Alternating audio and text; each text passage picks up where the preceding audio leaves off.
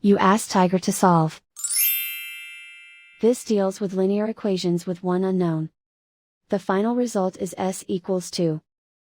Let's solve it step by step. Group all constants on the right side of the equation. Add 2 to both sides. Simplify the arithmetic.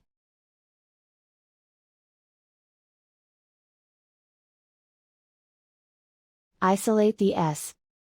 Divide both sides by 2. Simplify the fraction.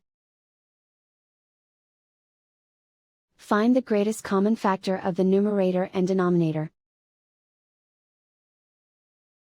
Factor out and cancel the greatest common factor. And so the final result is s equals 2.